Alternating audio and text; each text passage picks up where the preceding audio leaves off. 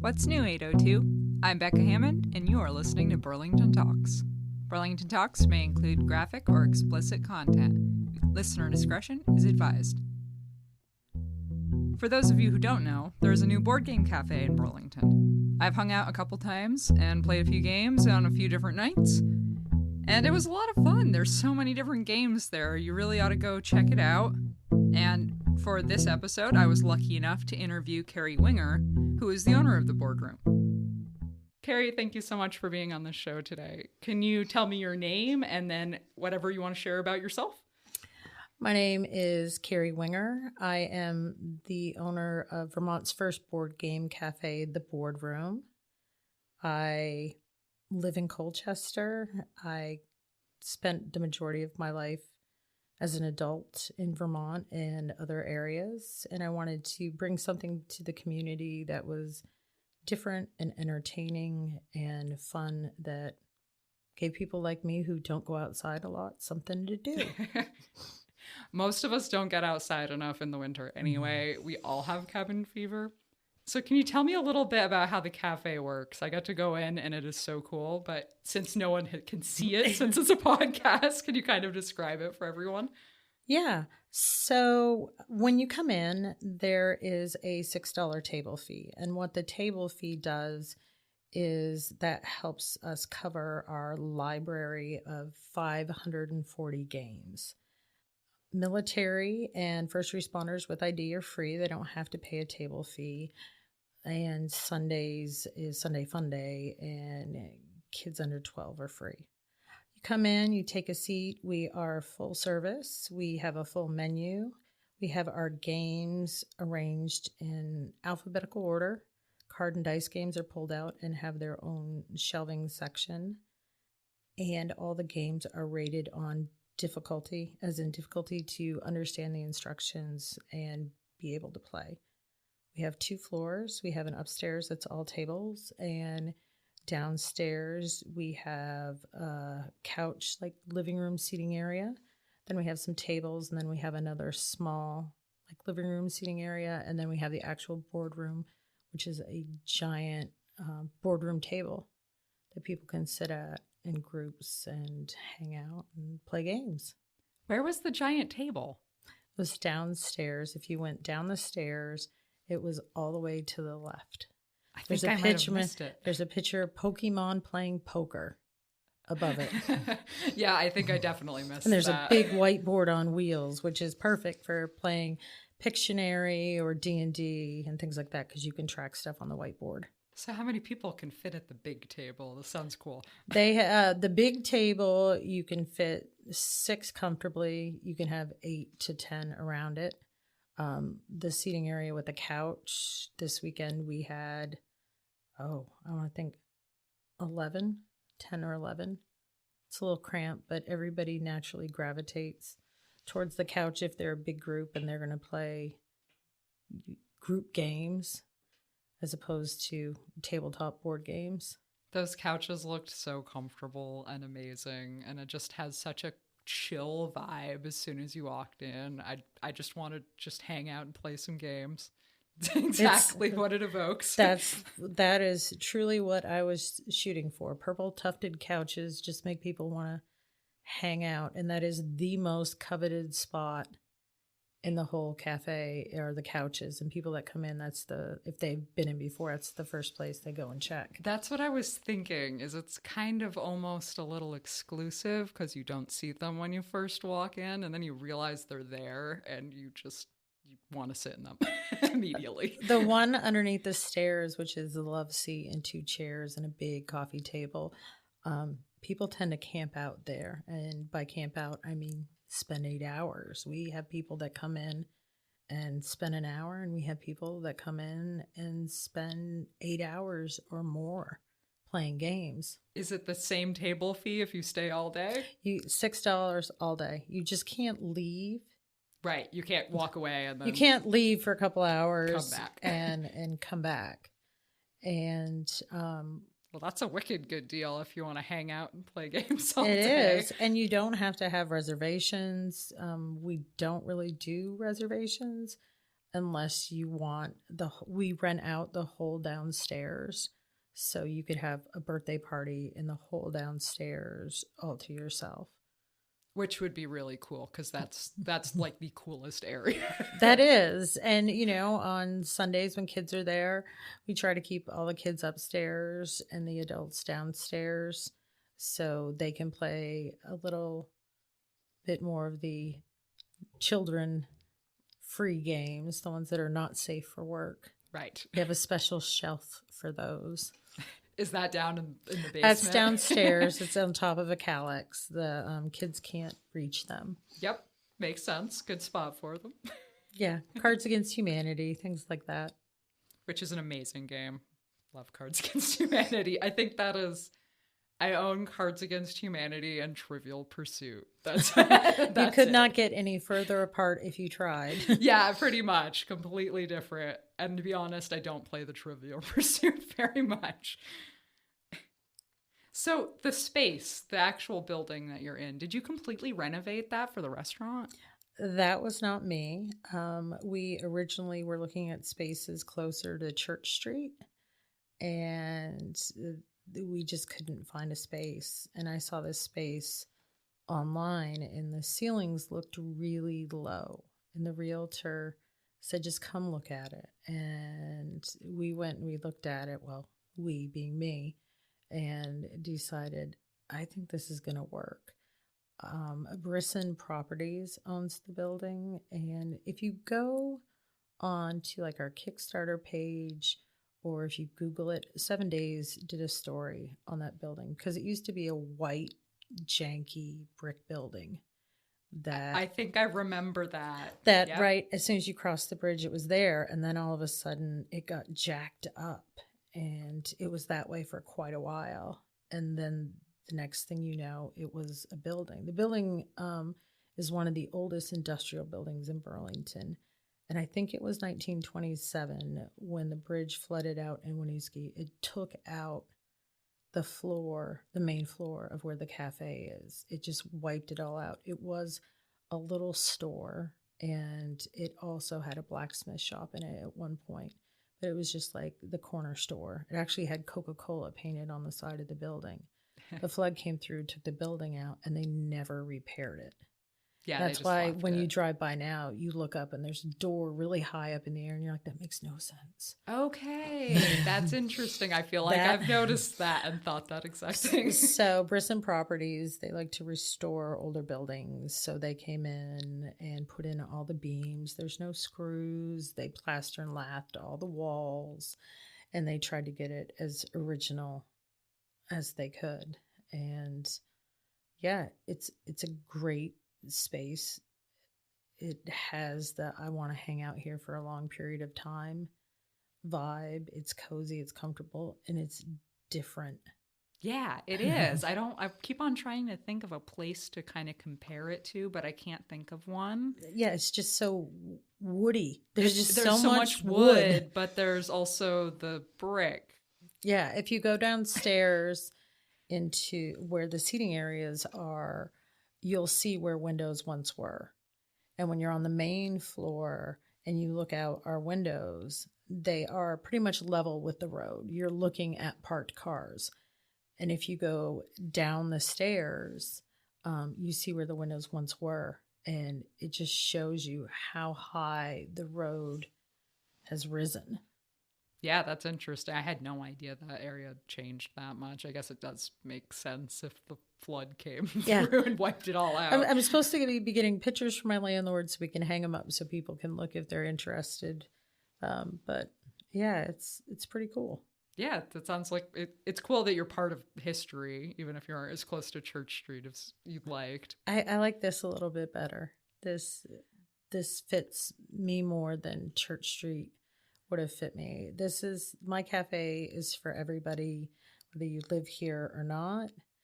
But being where I am gives locals more of an opportunity to come here than tourists. Yeah, that's kind of what I was thinking, is I feel like if it had been closer to Church Street, it probably would have been crazy, which obviously is a good thing for a business. But it probably would have been people that aren't they might not have as many repeat customers, people, either college students or. Yeah. This is where we are, makes it feel like it's more for the community as opposed to more for tourists. I worked at the health department downtown and just trying to park and get in and out of downtown. When I wasn't working, the last place I'd want to go was downtown. And it's just difficult. But, Winooski, we are in Burlington, but we're on the other side of the bridge. But Winooski has really, changed the downtown area. They have great restaurants, things like that. And it's good to be so close to where so many things are happening. And like the Chase Mill and Pingala and the tattoo shop that's in there. Yeah, there's a lot going on right around that circle, right around the bridge, up and down along the river. Yeah. Oh, yeah, there's a lot going on. So it's a really cool place to be. Awesome. So let's talk about the food a little bit, because you come in, you're chilling out, you've got all these games. You have I can't imagine a game that you wouldn't have. I'm sure they exist, but I don't know them. What are you going to eat while you're chilling out? So years ago, I said, I want to open up a restaurant that just sells peanut butter and jelly sandwiches and milkshakes. And my menu is a gamer's menu. You can get a big bowl of popcorn, a bucket of bugles that legitimately come in a pail. You can get a plate of pickles. You can get a gas station grinder, which if you're from Vermont, I'm not talking about Cumberland Farms or any of the big corporate stores. I'm talking about the mom and pop stores where you stop at the gas station and go in. It's like an old country store, and they make you a grinder, and it's the best one you've ever eaten. Peanut butter and jelly sandwiches, all different kinds, grilled cheese, fried bologna sandwiches, cookie dough, gluten-free cookie dough. Yeah, we just got milkshakes that are just over the top, floats. Donuts. Yeah. Donuts. The donuts are amazing. They really are. Mm-hmm. Do you make them fresh?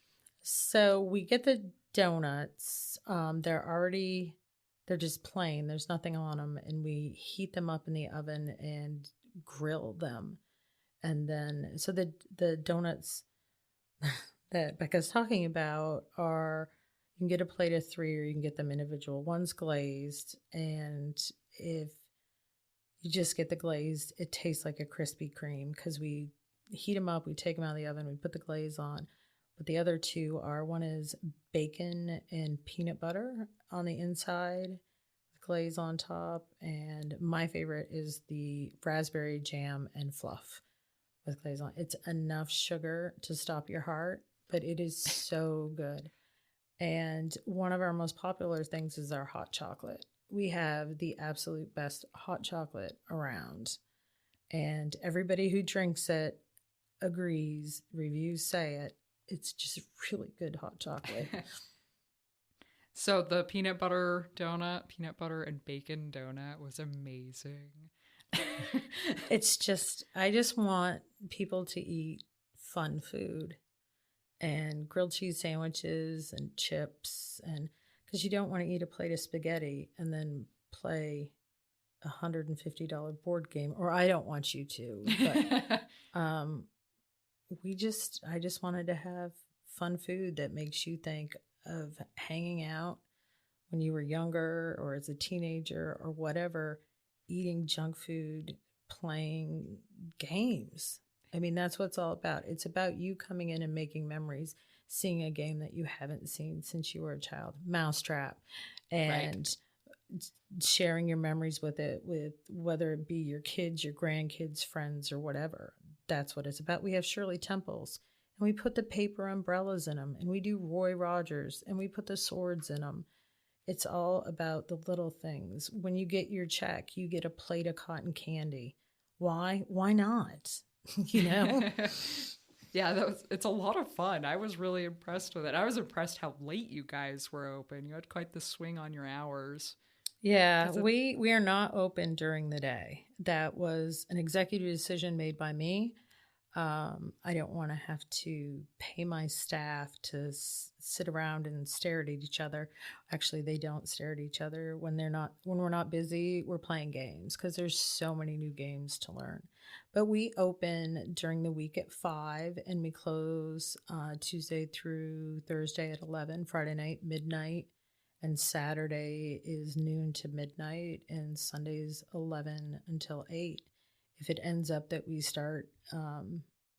continue to stay super busy and we need to extend hours on Sundays or open early on Saturdays, then that's what we'll do. But so far, we have people coming in at 9 o'clock at night and sitting down to play games. That's just when a lot of people want to play games. That's because that's when you're relaxing and you want to hang out with your friends and just chill out. And it's so much better to do something like this and go play some games and actually talk to your friends than to put on Netflix and not talk to your friends and stare at your phone all night, which I am 100% guilty of. If you did, I don't know if you noticed, we had signs hanging up that say no Wi-Fi, play board games, talk to each other. Yes, I did see that. And it's a perfect sentiment. It's a perfect place to do that. And we don't get a lot of people sitting in there, believe it or not, staring at their phones. Most people are really enjoying the moment, enjoying the thrill of it all. I think it would be really hard to walk in there and ignore all of the things you guys have going on because there's so many colors, there's so many games to look at immediately. You just want to look at all the games because I'd never seen most of them. If you're someone who likes games, you're going to be wanting to dig through all of them just to see if they have something you haven't seen before. Oh, most definitely. We actually put a list online because people were asking. We get phone calls. Somebody called me yesterday asking if we had a specific game because they wanted to come in and play it. And, we also do take suggestions if there's certain games. And some games are so popular. We're with our distributor, we're on waiting lists to get them. Oh, wow. And I try other means to get them, but there's some games that are just really became way more popular than the distributor and the developers planned. I can't believe you have that many games. And we have, there's a lot of local game developers, and there's 2 or 3 that come in, and we carry their games and we showcase their games and we sell games and display their games. And in January, when we start doing more activities, developers are going to come in on developer nights and showcase their games and teach people to play them and answer questions. Because everybody's like, oh, you know what? I've had this great idea for a game, but I don't know where to start. Well, these are people who have started and made games and sold them. So it's a huge industry, huge. I had zero idea there was anyone making games in the area. What kind of games came from Vermont? From Vermont. There's one called Capital Vices. It's a card game. The guys that developed it actually work at, what can I think of it? Dealer.com. Oh, cool. And they come in quite a bit. And their company is... Sorry, guys, I have to look it up because I can't. It's Concept something. Concept Medley. Yep. And they make Capital Vices. There is a group of guys that made a game called Pigs versus Monsters, and they've been in. There are a group of guys that made Dinogenics. And they just did their second Kickstarter campaign, just ended. So it was an addition to it. This summer at the fairgrounds, the Champlain Games Festival had an event there that was board games. And there was a lot of local people there. Is there any one game that really sticks out to you that the whole community is just really into? Wingspan and Scythe. Never even heard of either of those. Wingspan and Scythe. Scythe, yep. Okay. Wingspan right now is, there's one more, Secret Hitler. Wingspan is very, very popular. It's hard to get right now. It was one of the games that came out and they didn't realize how big it was going to be. It has all the birds of North America. Oh. And it's an engine developed game. And I didn't say it right, and my guys are going to kill me. What you're doing is you are doing actions that reap benefits after the fact. It's a really fun, relaxing game. The birds are beautiful. The eggs look like the little Cadbury eggs at Easter. They're all pastel. It's a great game. It changes. It sounds really cute. It's super cute. It's beautiful. And it changes every time you play because the outcomes change. Unlike games that most of us grew up with where you roll the dice, move the mice, a lot of the newer modern games don't really even have boards, or you have an individual board in front of you. And when you play games like Monopoly and Life, you know what's going to happen. Every single time you know what's going to happen. Right. You know that somebody's going to get Boardwalk and Park Place, and then they're just going to tear everybody down because they're going to put hotels on it. It's just going to end the game. You know that's what's going to happen. In life, you know somebody's going to have a litter of kids, have the most money. You know what's going to happen. In these newer games, you don't know what's going to happen because every time it's a completely different game. Your objectives change every time you play. You reach in the bag, you pull out 4 different objectives and lay them down every time. So it's always going to be different. Secret Hitler is another game that's really popular.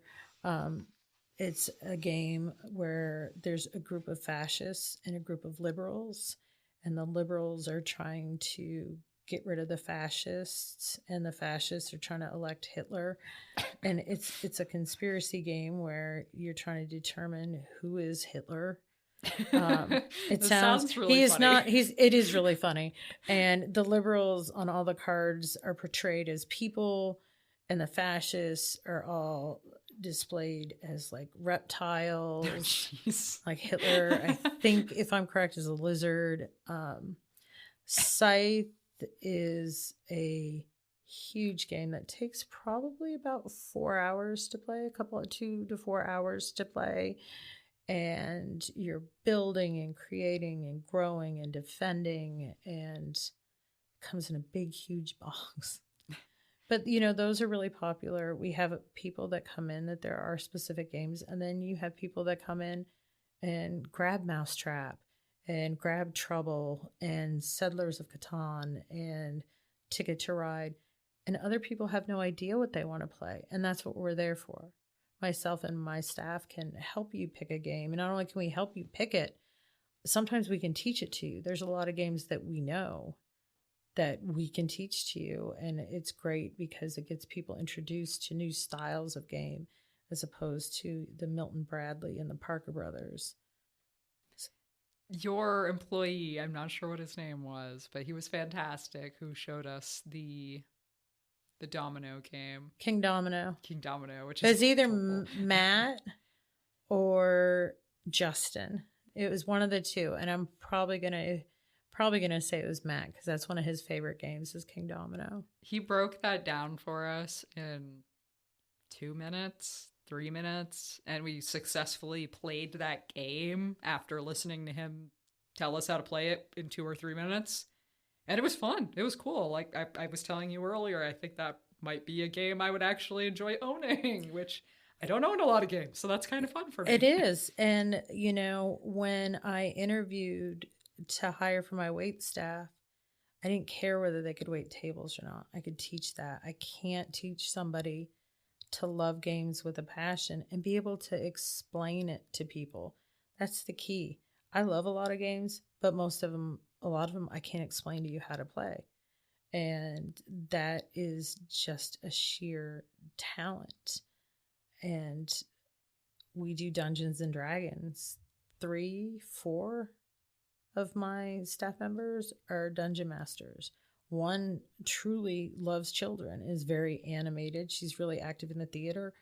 she's going to do a class for kids. I have another guy, Justin, who does it every Sunday. He does one-offs. You come, he gives you a character, you play for 3 hours, and you go home. You're not doing a 1-year campaign.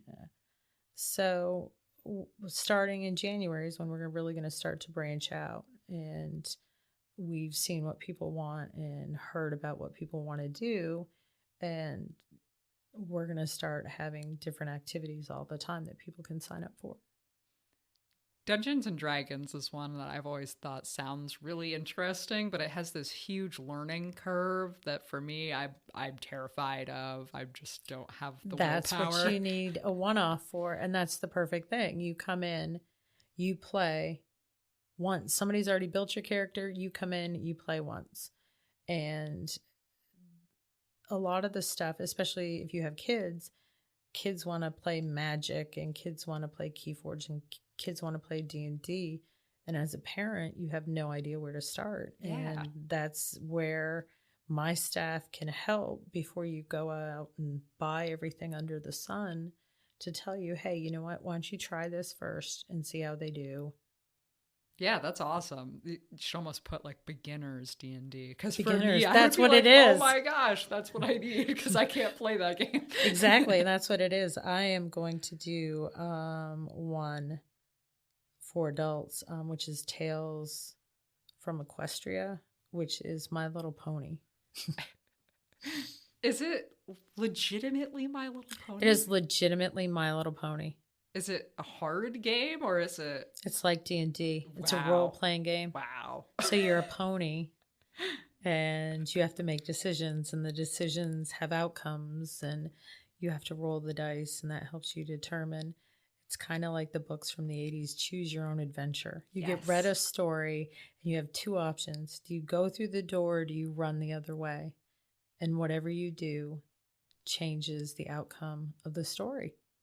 I bet these games are way cooler than those books were, though. I don't know. They actually have turned those books into games now. Have they? Because every time I ever tried to do one of those books, it would end after 2 or 3 pages. That was me. I never made bad choice. I always made the bad choices and always died. And even if I kept making other choices, it never turned out well for me either. One time, I literally took the book and I went backwards. I went into page like 70 and went backwards to try and figure out how to get there. And I could not figure out how you were supposed to get there. I actually still have some of those books and still can't get that far now. So I'm hoping with Tales from Equestria that they don't kill any of the ponies. So we should be pretty good. I would hope they wouldn't. I don't know, though, because My Little Pony's become this whole, I don't even, it started as a little girls show. It's a bronies. And now it's become adult grown men really like it, but then everyone in between too. It's not just the adult men and the kids, it's random people. Yeah, Jill deals with the children and I deal with the adults. I do stuff on Sundays with kids and help them out and pick games, but sometimes for me, I don't have as much time as my staff does to play games, because even though it is all fun, it's still a business. Right.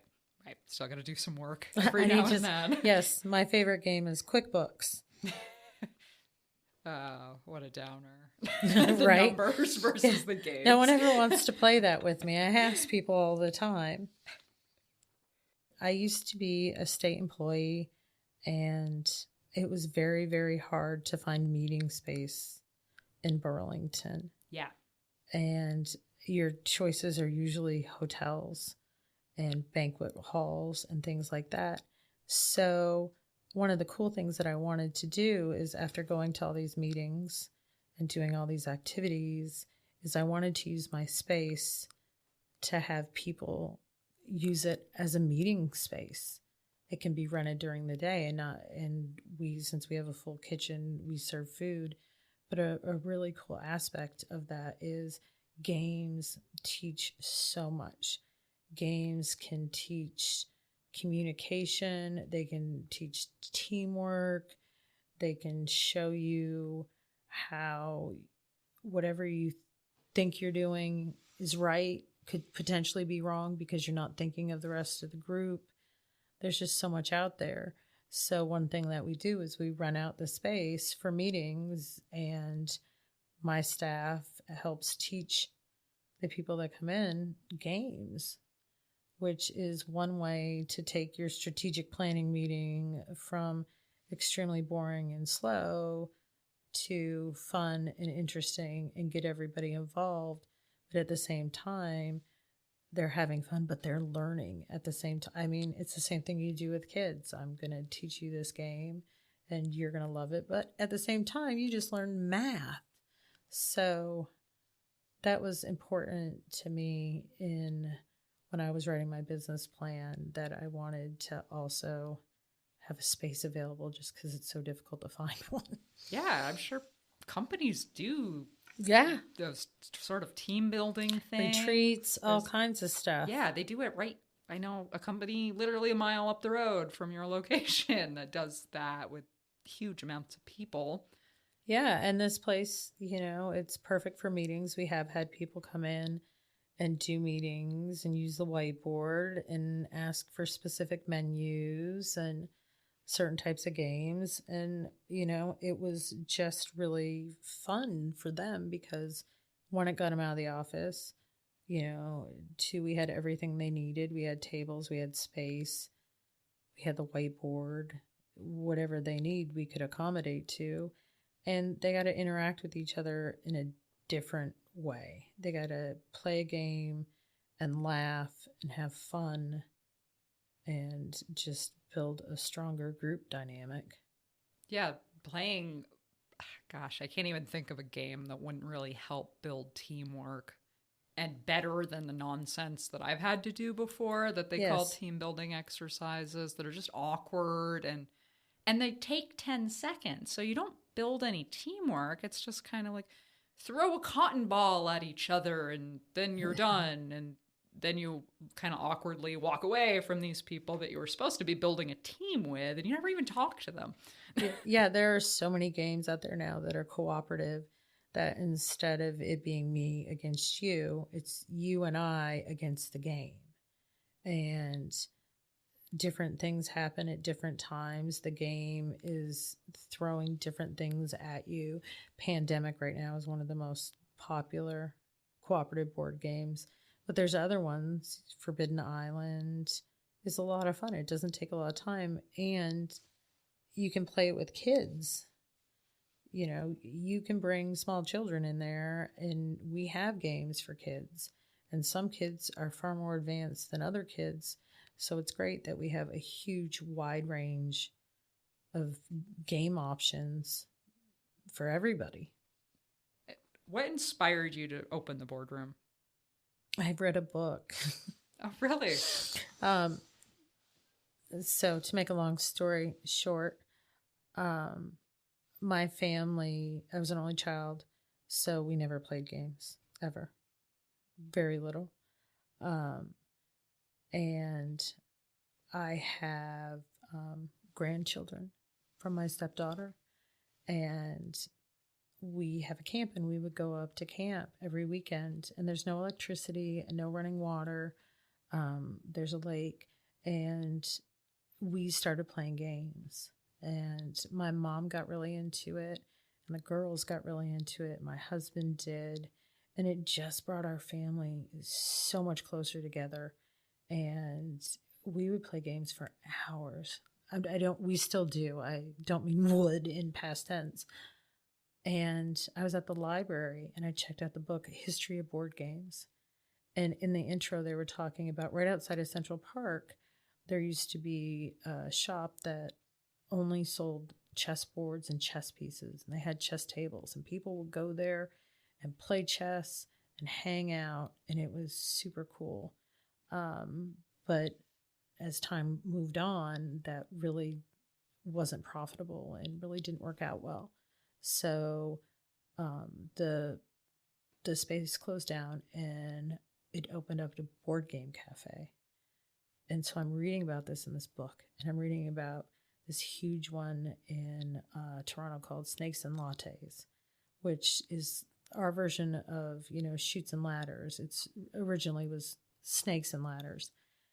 And the concept of it And then my husband and I traveled a lot, and we started going into them. And I'm like, you know what?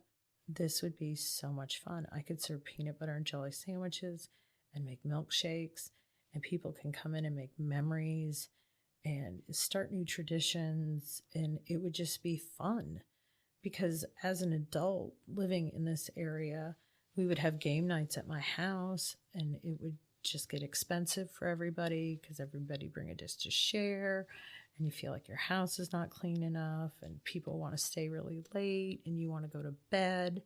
So I just started thinking about it, and one of my close friends named Max, we were at an exercise together for the state, and I'm like, hey, what do you think if I started a board game cafe? He's like, yeah, you should do that. And that was it. I started writing my business plan and doing the financials and going out and asking for money, and nobody would give us a loan. Nobody. My husband's active duty military, so we moved a lot. We hadn't lived in our house very long, so nobody would give us the money. And we weren't asking for an obscene amount of money. When I tell you the amount of money we were asking for, and when I put it into context, you're going to say, that makes no sense. We were looking for a loan of $55,000. People buy cars that cost more than that. Easily. Yes. We have spectacular credit. Nobody would. And as a last-ditch resort, there is a nonprofit in Barrie called Community Capital. And businesses go there to get loans they get the money from the Small Business Association. Right. And their biggest loan I think that they'd ever done was $10,000. So I sent them my business plan, and they came up and they checked out the space, and I explained to them everything that was going to happen. And they said, if you can show that people have interest in this and do a Kickstarter campaign and have it succeed, that'll show us. So we did a Kickstarter, and it succeeded. And it wasn't all my friends, and it wasn't all my relatives. It was people we didn't know, and people we didn't know giving us $500 or $100 and all kinds of stuff. And they ended up giving us the money. It's the largest loan that they have ever given to a company. And we were so thankful for it. So I quit my job at the state, and I cashed in my retirement and put it all in the business, which, what if I got to lose? Right. Is how we look at it. What if we got to lose? It's money. As long as I can, granted, I'm not getting paid yet, but as long as I can pay my employees for right now, we've been open a month and a half. I think today starts week 8. Yep. Yeah, I was thinking that sounded about right. We've been open 8 weeks, which is bananas considering the fact that we have not advertised anywhere yet. We haven't done a lot of things yet that need to be done. And we've had to turn people away at the door and take down their phone numbers and tell them we'll call them when a table opens up. Oh, really? Yeah. Well, that's great. That's great to hear. The night you were in was not that situation. Oh, that was a fun night though anyway. It was nice and chill. I'd like to see it when it's bumping. It's so much fun to be in there and to hear people laugh and to hear people say things that you never ever thought would come out of somebody's mouth. Especially downstairs. People start playing like Telestrations after dark or Red Flags. And then upstairs or even downstairs, you have people involved in playing Scythe and Terra Mystica and Terraforming Mars and all these games and just thoroughly enjoying themselves. And that's the fun part. I've created somewhere fun for adults to go that's not a bar, even though we serve beer. but it's not a bar. It's not really a restaurant. It's not the movies. It's a place that you go to intentionally hang out. Yeah, to and there's not a lot play. of there's not a lot of places like that for adults. We can drop the kids off at the trampoline place. There's an indoor playground. There's all kinds of stuff. There isn't anything for us as adults to be dropped off at to find something to do. Yep. And that's what I wanted. I wanted something to do, whether you're a hardcore gamer and want to play all the newest games as soon as they come out, or if you're somebody that's just happy to play Monopoly or Uno and just want to have a fun night out. I mean, that's the cool part of it, that we have regulars now and we know their names and they know our names and we know what they're going to eat. And it's just a lot of fun to just talk about games with them and see people and have people say, you know what, this is the most fun I've had in a really long time. Or have somebody eat something that's off of our menu, like Hailstorm, and have people say, people in their 50s and older say, I haven't had this since I was a child in Europe. So things like that make me happy. It's a great space. I'm really excited for you. I'm excited that you've jumped into this just because it seems like Burlington is the perfect area that has this great community vibe. I know personally probably 36 people who are obsessed with games of all varieties. They're everywhere. People love games. It's made this huge resurgence just because there's only so much technology we can stand. I mean, everybody is involved in technology all day at work, yep, and at home, and kids have it at school and all these different things. It's nice to just get back to basics and do something that involves communicating with somebody else and thinking in different abstract ways than you normally would think. Last question, because we're already at 45 minutes. That's amazing, totally fine. how quickly these things go. I always like to ask people, just because it's the Burlington Talks podcast, so I like to ask people what your favorite part of living in Burlington is. Just the area, even if it's not specifically Burlington. I kind of call this whole area the same area. It's all Burlington. My favorite part, and I always realize it when we fly back from somewhere, is the fact that everything is green and there's no billboards, and no matter how big our cities are, which aren't very big or huge, everything still has that small town community feel. People in Vermont are way more interested in helping the community and helping each other and giving back. And it's just a really safe, nice place to live and raise your kids. And yeah, it's everybody leaves after they get out of high school. They can't wait to get out of here, but everybody always comes back. Yeah. Yeah. It's hard to believe everybody always comes back. Yeah, it's very true. And I love the greenery in this state. I really miss it. This time of year, it kind of hurts a little bit, waiting for the green to come back. Waiting for the green to come back. But the fact that you can see trees and you can see mountains and the air is fresh. The air is, yes. As soon as you step off the plane and step outside of our big airport and you breathe in, you're like, yeah, other places don't have that. We're just very fortunate and very lucky to live where we live and have what we have around here. It's special. It really is. It's a special place. All right, Kerry, thank you so much Thank for you being so on the much podcast. for inviting me and having me here. It's been great. Yeah, this was really fun. I'm even more excited about the Boardroom Cafe. I said that right? Yeah. The Boardroom. The Boardroom. I'm so excited about it after talking to you. It seems even cooler now that I know a little bit more about it. Thank you so much. Thank you. Thank you so much to Kerry for being on the show. I had a great time talking with her. It was a lot of fun. Head over to the show notes page by going to burlingtontalks.com/07 or just burlingtontalks.com, and you will see the post in the carousel at the bottom of the homepage. There'll be links to everything we talked about, links to the Boardroom's Facebook page, their website. Whatever we discussed, there should be links to it. There'll also be a transcript of the show if you want to search through and find a specific section. Please subscribe to the show on your chosen podcasting platform and tell your friends and family in the area about it. If you'd like to be interviewed or know someone who should be, please reach out to me by email, becca@burlingtontalks.com, and that's Becca, Becca. You can also find me on Facebook at Burlington Talks.